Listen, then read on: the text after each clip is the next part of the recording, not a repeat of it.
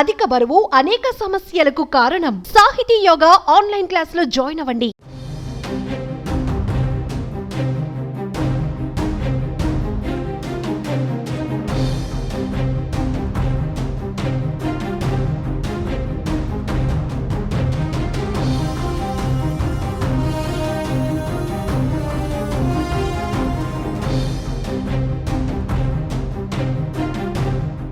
Hero Mahesh బాబుకు ED నోటీసులు జారీ చేసింది. ఈ నెల 27న విచారణకు హాజరు కావాలని నోటీసుల్లో ఈడీ స్పష్టం చేసింది.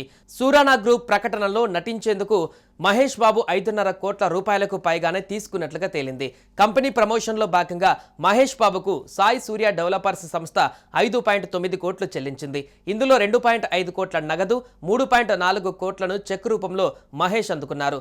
ఇక మహేష్ బాబుకు చెల్లించిన ఈ రెమ్యునరేషన్ పైన ఈడీ ఆరా తీయనుంది.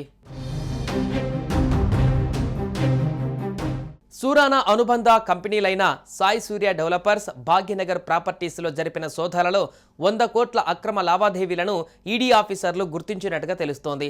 మొత్తం 74.5 లక్షల నగదును ఈడీ సీజ్ చేసినట్టుగా సమాచారం. మాదాపూర్, జూబ్లీహిల్స్, బోయినపల్లిలోని Surana group company chairman Narender Surana, MD Devender Surana ఇండ్లతో పాటు సాయి సూర్య డెవలపర్స్ ఆఫీసులలో కీలక ఆధారాలు సేకరించారు. సూరానా సంస్థ వట్టినాగులపల్లిలో రియల్ ఎస్టేట్ వెంచర్ల పేరుతో భారీ మోసాలకు పాల్పడినట్లుగా నిర్ధారించారు.